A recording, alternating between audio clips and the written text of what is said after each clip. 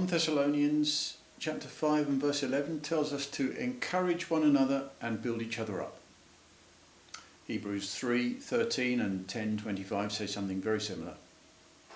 This is a popular one another saying. It is often made into banners, it's often printed on cards. We feel we could do with more encouragement. Encouragement is a good thing.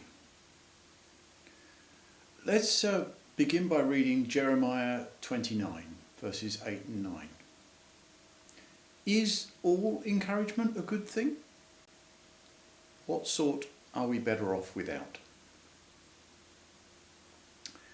Then let's look a little closer at 1 Thessalonians 5, 1 to 15 and ask, first of all, what is the context here?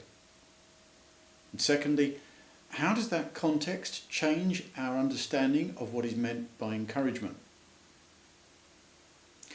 And thirdly, what different types of encouragement are indicated in verses 11 and 14? The context is that God's people awaiting Jesus' return are living in his light but surrounded by the darkness.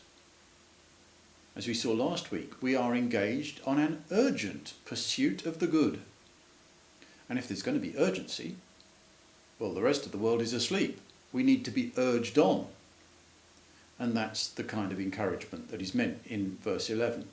And also at the beginning of verse 14, where it's actually translated, we urge you, brothers and sisters. In the same verse, Paul uses another word with a gentler, more comforting tone for encourage the timid. Doesn't generally tend to build timid people up very much if you shout at them at the top of your voice. Generally stops them in their tracks and frequently brings about tears. Let's turn to Luke 12 now and see how Jesus goes about the work of encouraging his disciples.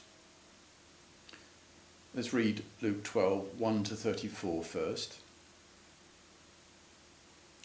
And now go through and look section by section at exactly what it is that Jesus is encouraging them towards or away from in each case.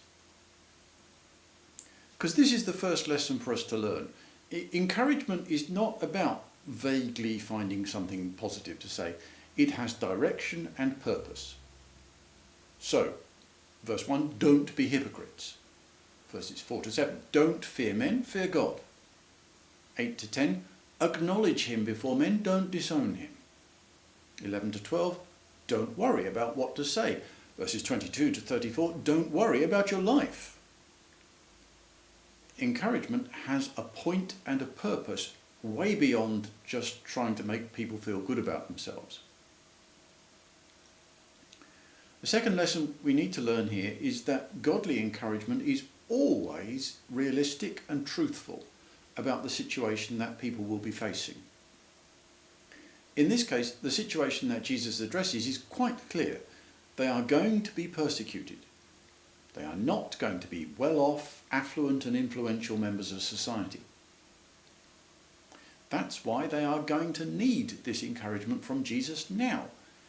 He could say plenty of nice, affirming things to them now, no doubt, but that won't be much use when they'll be faced with a strong temptation to deny him. Real encouragement is truthful about the real situation. You might want to pause the video and contrast what's going on here with the way in which Peter tries to encourage Jesus in Matthew 16:22. Godly encouragement is truthful about the real situation, past, present and future.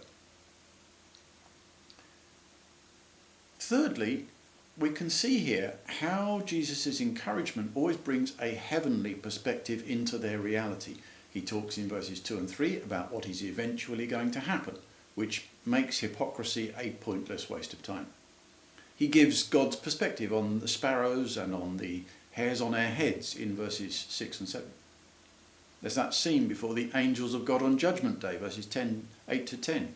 The promise that the Holy Spirit will teach them what to say, verse 11. The little flock are assured in verse 32 that the Father has been pleased to give them the kingdom. Jesus brings God's perspective to bear in his encouragement. So surely so must we. And for this reason, it's not true that, as you sometimes hear said, anyone can encourage. Not the way Jesus does, they can't. Read Romans 12, 6-8. What do you think Paul had in mind for someone whose gift was encouraging? Lastly, we see that encouragement has to speak a language that people understand. Jesus speaks in verses 2 and 3 to the experience we've all had of being found out when private words get aired in public. He talks about the price of sparrows in the market, about the known behaviour of birds and the appearance of lilies. Encouragement is useless if it isn't understood. We can't encourage one another unless we know how to speak each other's languages, to communicate, to connect. Of course, not all of Jesus' encouragement is directly verbal. Read Luke 7, 36-50, and most of his words here address Simon the Pharisee. But I think the sinful woman was being most encouraged. Encourage one another, then, doesn't mean just find something vaguely nice to say. It's never vague. Always we're urging each other in a particular direction. It is always truthful about the real situation into which we bring God's perspective, and it speaks a language the receiver can understand. Here are some other verses you might want to look up. Acts 14:22 speaks about the general direction of encouragement, surely. 1 Corinthians 14:3, the link between prophecy and encouragement. Romans 1:12, each other's faith is an encouragement. Romans 15:4, the scriptures encourage us. And lastly, Philemon, verse 7, each other's love is an encouragement. And if you have been, thank you for taking part.